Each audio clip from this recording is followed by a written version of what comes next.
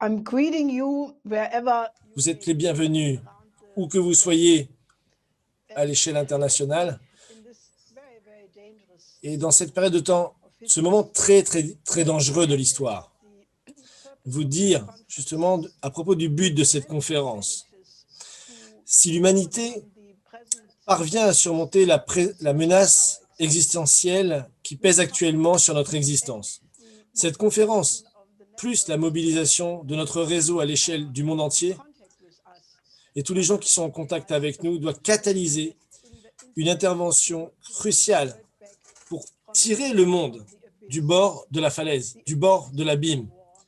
l'abîme And d'une guerre nucléaire. this is not Et avec an cela, exaggeration, et the ce n'est possible pas une exagération, of the human une species. possible The anéantissement purpose of de this l'espèce humaine. conference of Le but de cette interest conférence de is to l'Institut pose Schiller est de concepts proposer des and concepts et des solutions solutions for this present pour faire unprecedented face à la crisis. crise mondiale We have, actuelle qui est like sans never précédent. before, a Comme combination jamais of auparavant, on a une uncontrolled combinaison de choses pandemics, hors de contrôle, une pandémie incontrôlée, greatest economic la crisis famine, since la plus grande Second crise World War, économique depuis a la fin de la devastating Seconde Guerre financial mondiale, crisis, un effondrement du système the danger financier of a imminent new et surtout world war, mortel, et le danger d'une nouvelle guerre last but not mondiale. least, Et a enfin, deep et cultural surtout, crisis.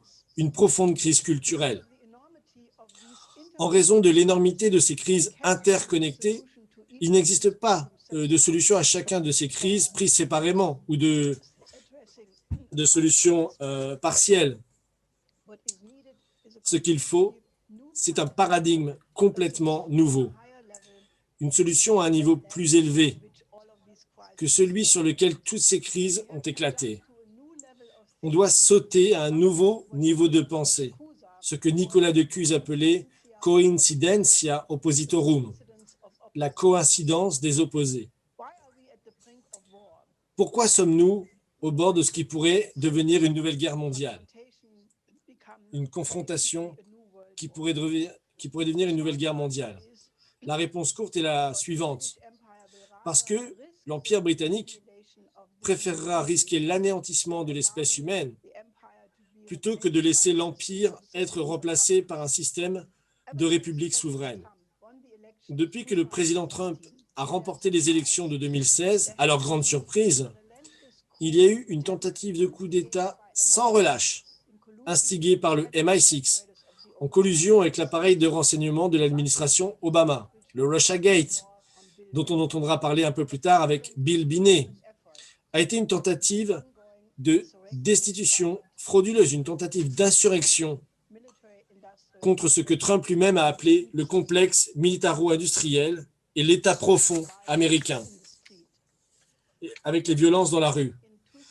In Non 2016, seulement Trump Trump avait promis en promised 2016 that qu'il he would travaillerait restore the relationship with Russia à against restaurer les which relations avec the la Russie, Russiagate was contre laquelle designed, justement le Russiagate a été the conçu. president of the British Mais du Empire point de vue de l'Empire presidency britannique, sa présidence a été un shouldn't accident have qui n'aurait allowed to jamais happen. dû se produire. Just consider what you just heard in the Considérez video maintenant ce que vous venez d'entendre justement dans le clip vidéo de Lyndon LaRouche et qui est toujours vrai aujourd'hui. strategic La issue question today stratégique is fondamentale that there aujourd'hui are essentially est qu'il y two a positions in essentiellement deux fundamental politiques opposition. en One opposition is that of fondamentale. the British L'une est Empire, celle de cet and the empire other one britannique is et associated with l'autre the est celle principle of associée au principe declaration of de la déclaration independence and the d'indépendance preamble et du of the préambule Constitution. de la Constitution The américaine. entire history of the Toute post-Western l'histoire world du and monde beyond occidental de for the ces last 250 250 years dernières has années to be seen dans le monde as occidental decisive et au-delà doit être in this considérée sous conflict. l'angle de ce conflit The British fondamental. Empire never L'Empire reconciled britannique ne s'est with the jamais loss of their most precious réconcilié colony, avec la perte despite de the sa plus attempts précieuse in the colonie. War of Il a essayé de la 1812 reconquérir lors de la guerre de to restore 1812, Great lors de la Britain, guerre civile. openly allied with the Il s'est ensuite Confederates. ouvertement allié aux But Confédérés. after they realized that they Et could not après avoir conquer réalisé the qu'ils ne large pourraient American pas militarily, reconquérir they l'Amérique decided to militairement, subvert the ils American ont décidé de establishment tromper et de soudoyer les élites adopting the américaines model of the British pour Empire essayer de leur faire from adopter le modèle de l'Empire medieval britannique, de la English British Round society, Table et de la which Fabian led to the Society, open à A.G. conspiracy, Wells the et sa teaching of conspiration William ouverte, Yandell ou Elliot, l'enseignement de and William Yandell of a Elliot, stable of qui a été le Anglophiles mentor de and toute une écurie sympathizers d'anglophiles, de with Kissinger à Samuel Brzezinski. Huntington ou de With the Zbigniew Brzezinski. administration of the Bushes, Avec les Obama administrations des and Bush et de Clinton, Obama, at least Clinton remained était problem au moins conscients du problème, la prise de contrôle des Britanniques de la politique américaine avait enfin réussi.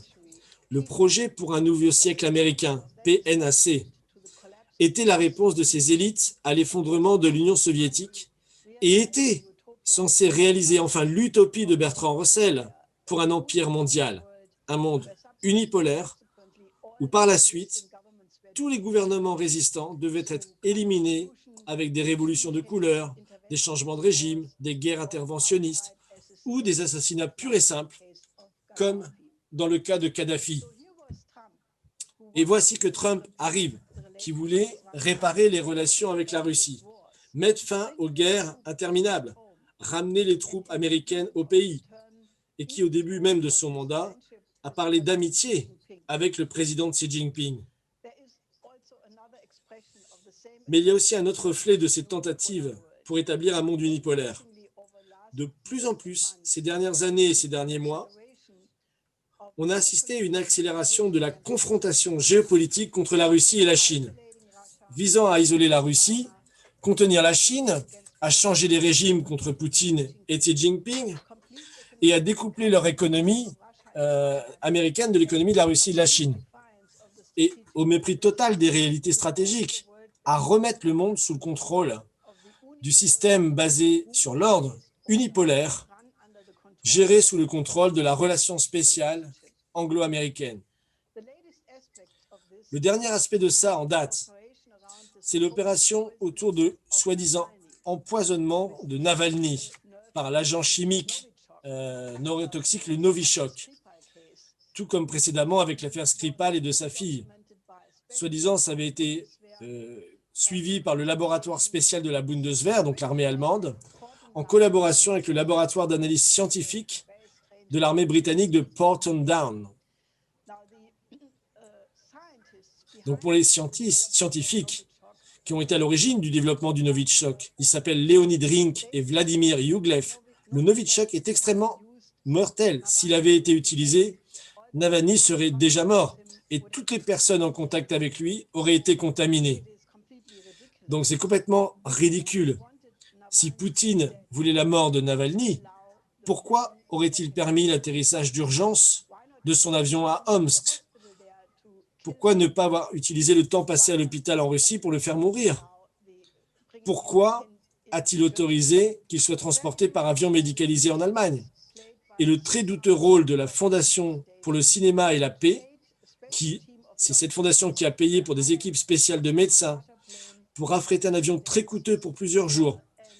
Et si on regarde qui sont les membres de ce comité international, on trouve Gary Kasparov, David de Rothschild, les frères Klitschko, Joschka Fischer et d'autres. Merkel, pour différentes raisons, a fait remonter cette question au niveau de l'UE et de l'OTAN, de l'Union européenne. Et des faucons comme Norbert Röttgen, qui comme un chien hargneux, en colère à qui on aurait détaché de sa chaîne, il a dit voilà, profitez-en pour annuler le projet de Nord Stream 2. Donc, cui bono, à qui profite le crime? Ça ne profite clairement pas à Poutine. Mais en revanche, à ceux qui veulent le découplage économique de la Russie et de la Chine, isoler la Russie et frapper l'Allemagne en même temps. Et ces dernières semaines, il y a eu une accélération d'apparition d'incidents, de vols militaires, qui sont devenus presque des accidents, qui a accru justement la tension internationale. Alors, quelques exemples parmi d'autres. Des avions de chasse américains sont entrés dans l'espace aérien de la Chine du Nord. Et l'armée de la République populaire de Chine a dû réagir en effectuant des retours d'exercice avec des munitions et en envoyant 2 missiles depuis 2 endroits différents dans la mer de Chine méridionale. Ensuite, dans le cadre des exercices simultanés de l'OTAN, dans tous les pays membres de l'OTAN, des bombardiers B-52 ont survolé la mer Baltique et qui ont été interceptés de manière extrêmement agressive et brutale par 2 chasseurs russes Su-27. Et ils ont également intercepté un avion de reconnaissance RC-135 au-dessus de la mer Noire. Ensuite, un chasseur russe MiG-31 de la flotte du Nord a également été envoyé pour intercepter un autre avion de patrouille maritime, ce qu'on appelle le PC-3 Orion, de l'armée au nord de la Norvège, au-dessus de la mer de Barents. Donc c'est très chaud. Donc si l'erreur humaine peut déclencher une escalade majeure, et si la paix mondiale dépend de la compétence de ces pilotes, le monde est en grande difficulté. Souvenez-vous, tout cela se passe dans un contexte où on a créé l'image d'un ennemi avec la Russie et la Chine, de manière de plus en plus sournoise. On transforme la réalité de la révolution de couleur et du coup d'État nazi fomenté par Obama, Biden et Victoria Nuland contre l'Ukraine. On a un récit et on dit c'est la Russie qui change les frontières par la force en Crimée. Poutine qui empoisonne ses opposants. La Chine qui est responsable de la propagation de la pandémie de coronavirus, des dommages économiques causés par le confinement. Et même les Chinois seraient à l'origine des émeutes dans les villes américaines. Mais d'où vient tout cela? En septembre 2013, le président Xi Jinping a annoncé au Kazakhstan que la politique de la nouvelle route de la soie, qui deviendra rapidement le plus grand programme d'infrastructure de toute l'histoire. L'Institut Schiller a immédiatement publié un rapport de 360 pages qui s'appelle « La nouvelle route de la soie devient le pont terrestre mondial », une mise à jour de notre plateforme économique des 40 dernières années. Comment vaincre la pauvreté et le sous-développement des pays en développement? Et nous étions extrêmement excités. Il y avait une grande affinité entre la politique de Xi Jinping et le travail de mon défunt mari, Lyndon LaRouche, et de notre mouvement. En 1975, il avait déjà proposé de remplacer le FMI par une banque internationale de développement, d'avoir des politiques de développement réelles pour les pays du Sud.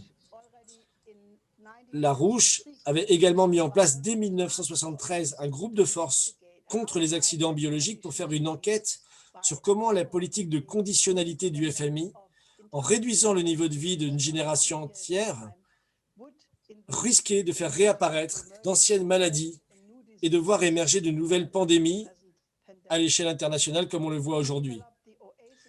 Il a développé le plan Oasis en 1975 pour le développement du Moyen-Orient, un plan pour le développement de l'Afrique en 1976, un plan pour le développement de l'Amérique latine avec López Portillo, président du Mexique en 1982, un plan de développement pour l'Inde, un plan sur 40 ans, également en 1982, l'initiative de défense stratégique en 1983, qui était un concept pour surmonter la guerre des blocs, les blocs militaires de l'OTAN et du Pacte de Varsovie, et ainsi enclencher un développement scientifique pour un gigantesque transfert de technologie vers les secteurs et les pays en développement. Entre 1988, avec notre proposition du triangle productif Paris-Berlin-Vienne, et 1991, notre projet de pont terrestre eurasiatique, et bien sûr les nombreuses versions de programmes de relance économique de LaRouche, au cours de ces différentes campagnes présidentielles aux États-Unis, pour une renaissance aux États-Unis. Donc la conception de Lyndon LaRouche de l'économie physique a cette idée que la seule source de richesse est la créativité de l'individu, par la découverte de nouveaux principes physiques universels, qui sont appliqués en tant que progrès scientifique et technologique dans les processus de production, conduisant justement à l'augmentation de la productivité, de la force de travail, des capacités productives, et ce qui nécessite une augmentation de la population, une plus grande diffusion du travail, une augmentation du potentiel de densité démographique relatif, en corrélation avec des densités de flux d'énergie de plus en plus élevées. Donc, cette conception de l'économie a à voir avec l'image qu'on a de l'homme.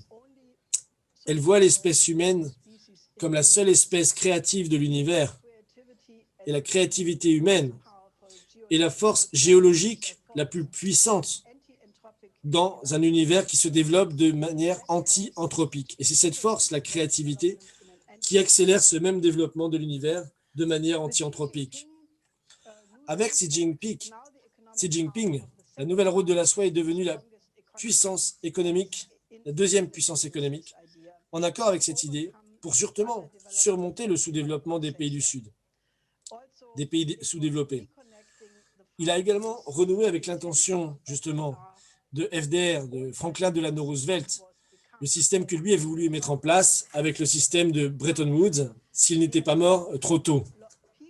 L'idée que la paix dans le monde en général n'est possible que si le niveau de vie de tous les êtres humains est augmenté. Et ça, c'était le différend qu'il y avait entre Roosevelt et Churchill.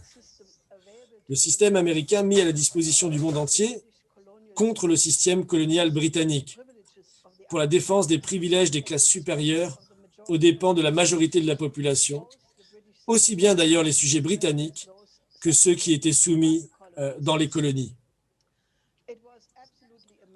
C'est juste incroyable. Le plus grand programme d'infrastructure de l'histoire, avec une vitesse de développement gigantesque.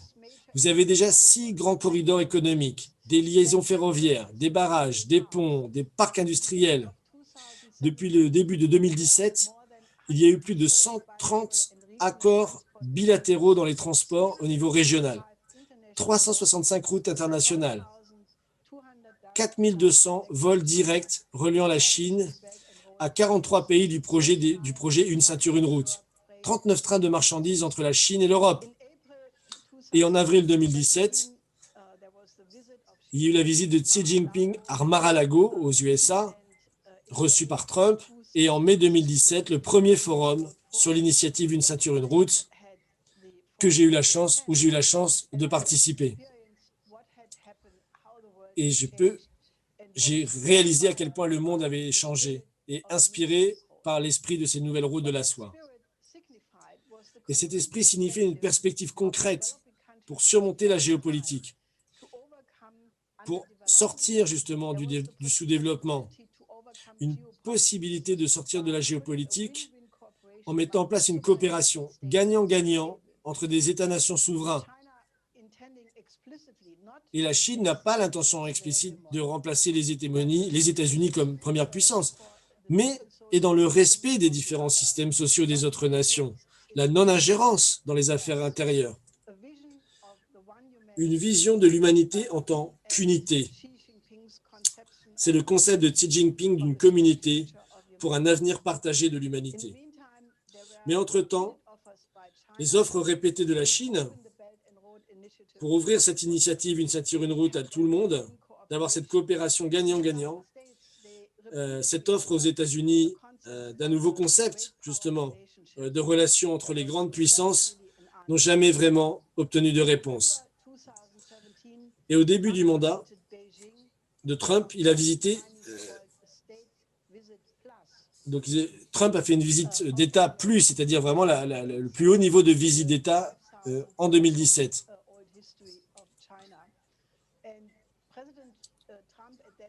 Et le président Trump a parlé justement à ce moment-là de son copain, my friend Xi Jinping, mon amitié avec Xi Jinping.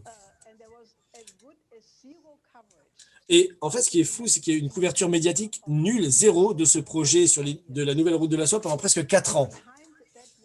Mais derrière ce mur de silence, le complexe militaro-industriel se préparait à un retour de bâton géopolitique total.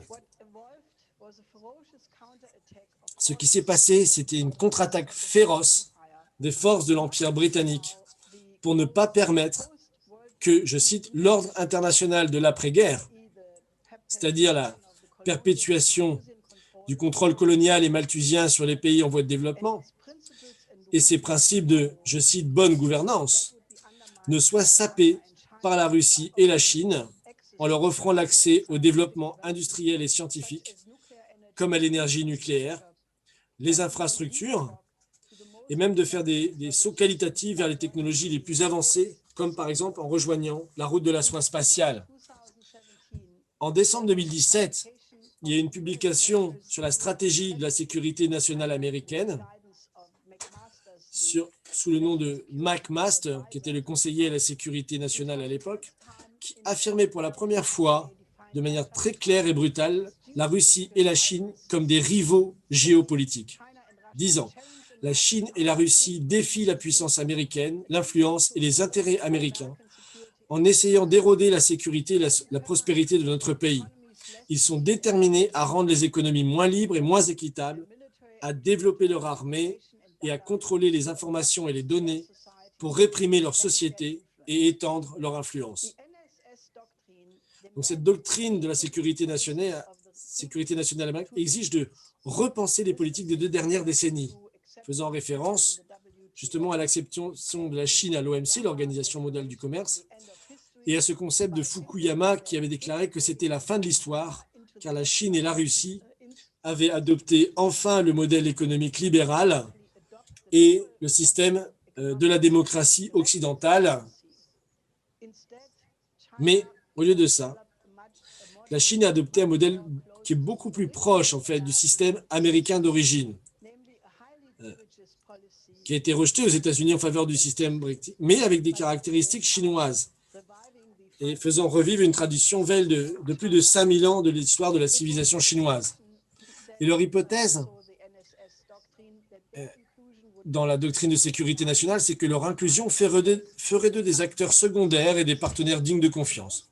Bon, on peut dire que cette hypothèse s'est avérée totalement fausse. Ils ont conclu.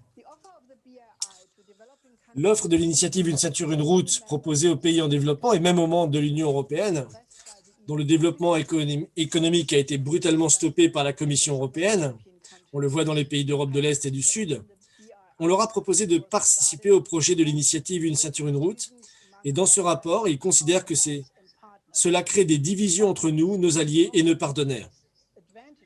Tout cela aura pour effet d'éroder les avantages des États-Unis, qui auraient donc pour tâche de, je cite, « veiller à ce que la supériorité militaire des États-Unis perdure ».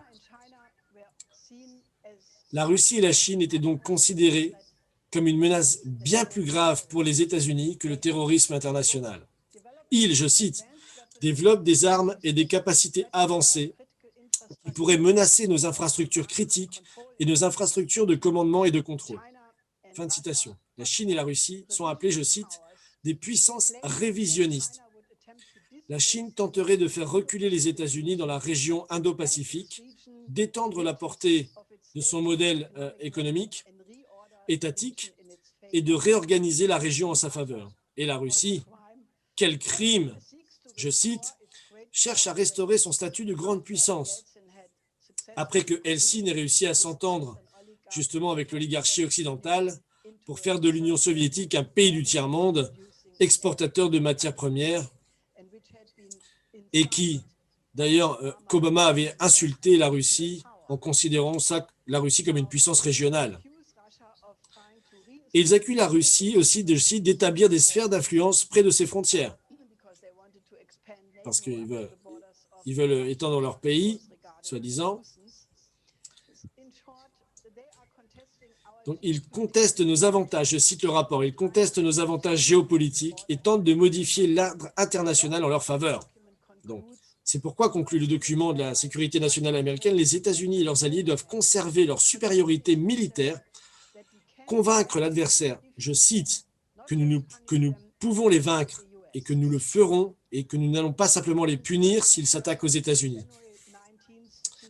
Un mois plus tard seulement, le 19 janvier 2018, le Pentagone a annoncé sa nouvelle stratégie de défense nationale, un document qui est toujours classé secret défense et publié sous la houlette du secrétaire à la défense James Mattis. Que dit-on dans ce rapport?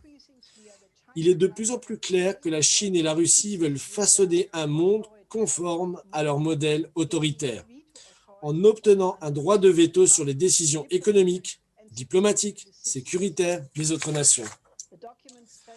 Le document insiste sur la nécessité de renforcer la préparation militaire en vue de, je cite, d'une force conjointe plus meurtrière, donnant la priorité à la préparation à la guerre, de dissuader les agressions dans 3 régions clés, l'Indo-Pacifique, l'Europe et le Moyen-Orient, ainsi que sur la modernisation de nos capacités fondamentales, notamment les forces nucléaires, les capacités de guerre dans l'espace, le cyberespace, les systèmes de commandement, de contrôle et de renseignement, la défense antimissile. Donc le 3 février 2018, la Nuclear Posture Review a poursuivi sa stratégie de modernisation nucléaire des trois branches de la triade. La triade, c'est terrestre, aérienne et sous-marine, lancée par l'administration Obama, en ajoutant, je cite, des suppléments qui complètent le déploiement d'ogives à faible intensité et qui, selon eux, ne réduira pas le seuil nucléaire, mais au contraire,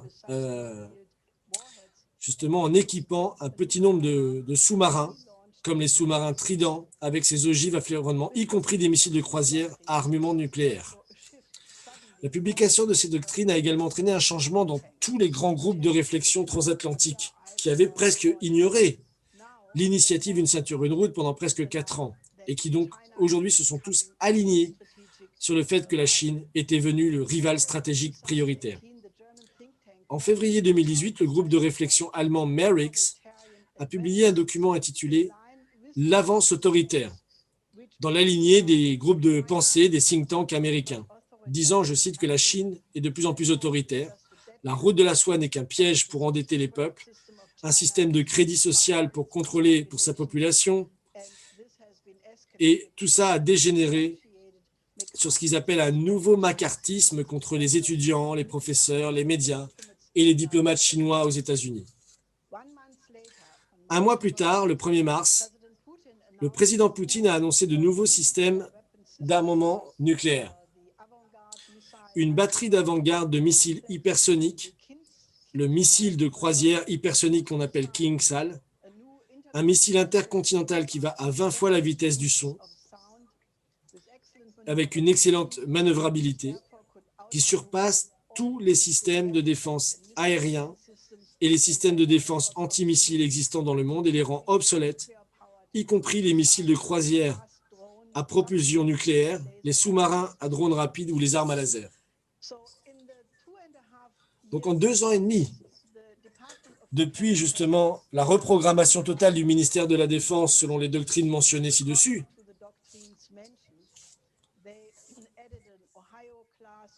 ils ont ajouté des sous-marins lance-missiles balistiques de classe Ohio qui comprennent désormais un ou plusieurs missiles armés de tête qu'on appelle W-76-3 à faible intensité, des bombardiers B-52 à capacité nucléaire qui volent à portée des défenses aériennes russes et chinoises.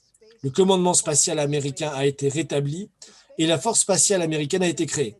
La doctrine spatiale est claire. L'objectif est la domination américaine dans l'espace et interdire à la Chine de définir de nouvelles règles dans le domaine spatial.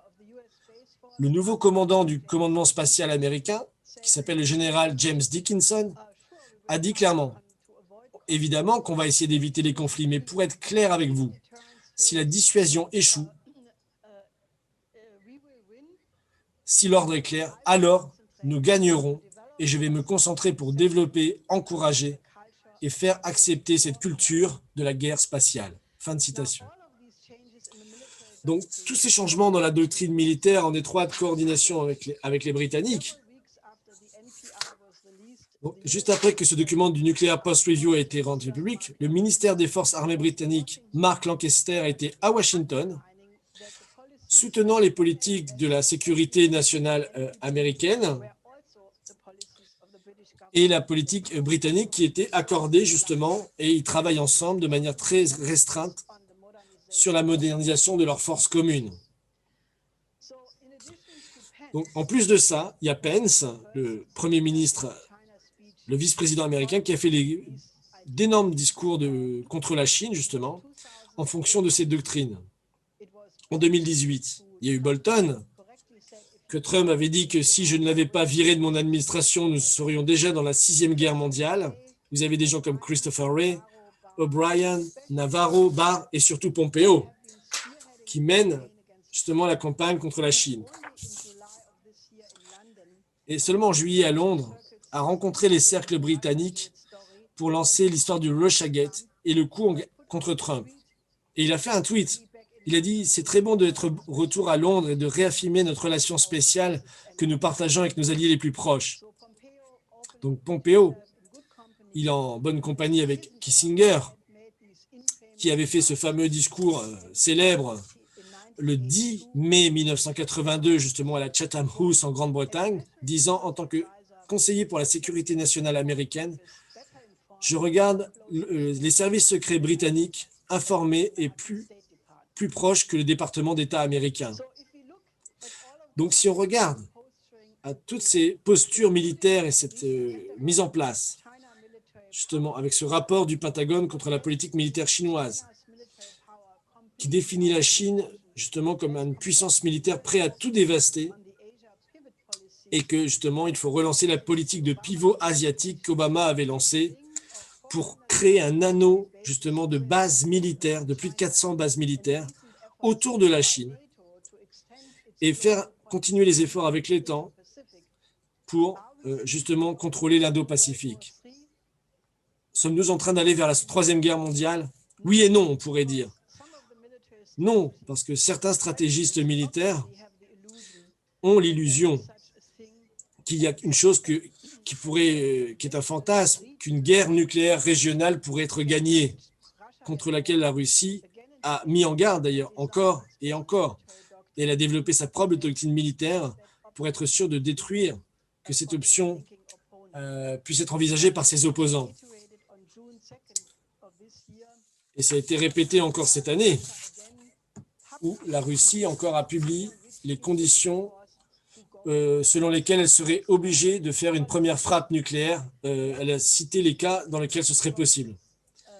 Et oui, parce que comme M. Larouche avait écrit dans un document justement qui définissait la grande stratégie de manipulation de la Grande-Bretagne, qu'il appelait le facteur Toynbee dans la stratégie britannique, où il a dit justement que dans une république bien organisée, aujourd'hui on n'en a pas, mais donc comme il y avait les forces autour de Benjamin Franklin et de George Washington qui comprenaient très bien ce point-là, la plus grande source de danger potentiel pour une république, c'est l'étranglement de ses citoyens, d'une compréhension rationnelle de la politique nationale qui prévalait jusqu'à présent aux États-Unis.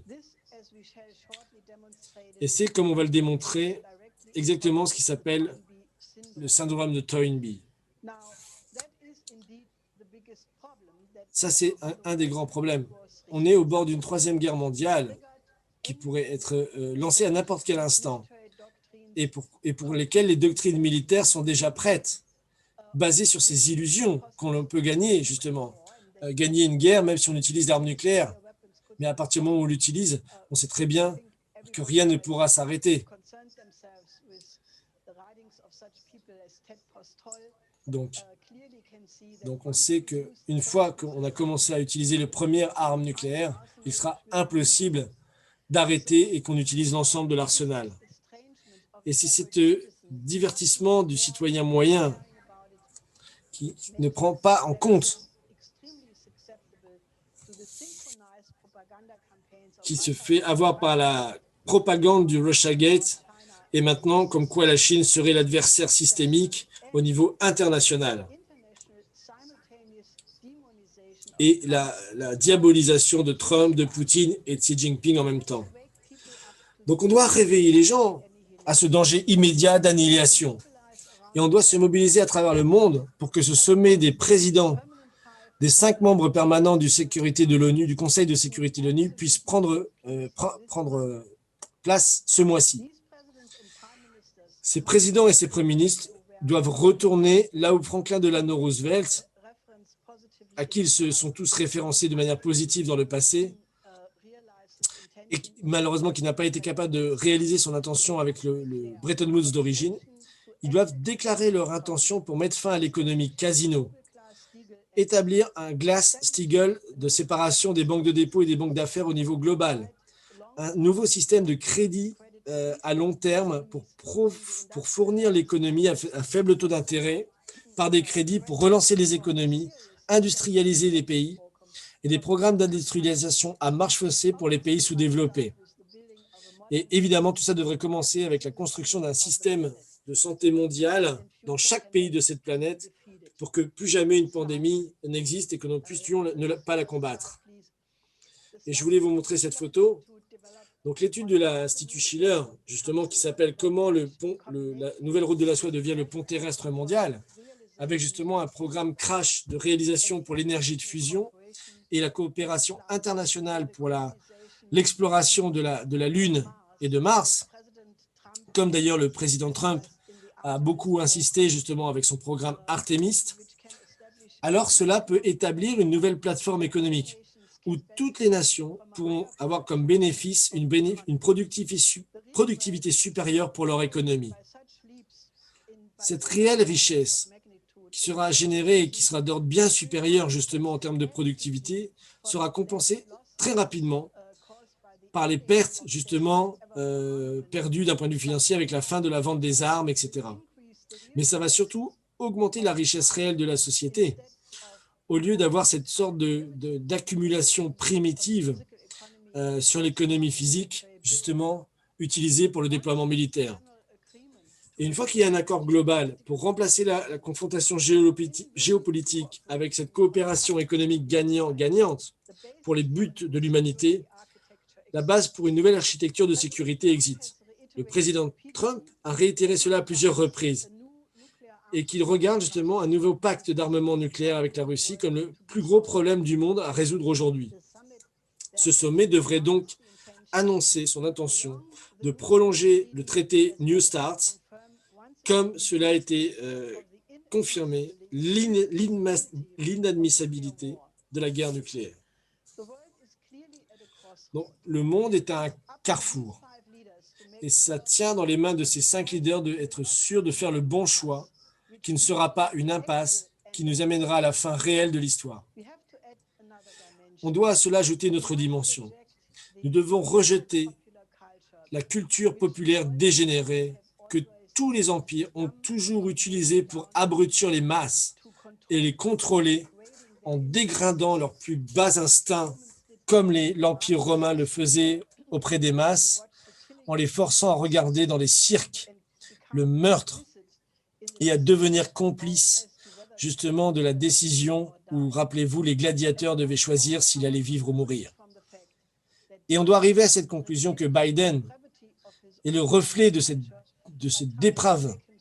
société dépravée, de cette contre-culture, puisqu'il travaille avec des stars comme Cardi B, dont la vidéo WAP révèle cette image de l'homme que l'oligarchie adore plus que tout que la population a. Parce que c'est une population qui est tellement dégradée qu'elle ne va jamais mettre en cause leur rapport de force. Donc si l'humanité veut échapper à cette catastrophe qui est devant nous, toutes les grandes cultures du monde doivent ramener leurs meilleures traditions, leurs plus belles idées de leurs plus grands philosophes et leurs poètes, les plus belles compositions qui ennoblissent le caractère de leurs compositeurs, les plus belles œuvres de la peinture, de la sculpture et de l'architecture. Oui, nous devrions tous être inspirés par ces trésors que l'humanité a produits depuis et se penser comme des patriotes et des citoyens du monde, comme une unité, pas simplement sur la planète Terre, mais tous membres de la même espèce, vivant ensemble dans un village, ou même dans un village sur la Lune, ou une ville sur Mars. Les 5 leaders de ce sommet, qui doit être tenu bientôt, doivent avoir le courage de se projeter dans cette belle vision, dans cette magnifique vision de l'espèce humaine, où des millions de génies pourront alors naître et protéger en créant ce nouveau paradigme dans les relations internationales. Et ils doivent penser et agir au niveau de la coïncidence des opposés, la fameuse coincidentia oppositorum de Nicolas de Cusa. Merci beaucoup, Elga.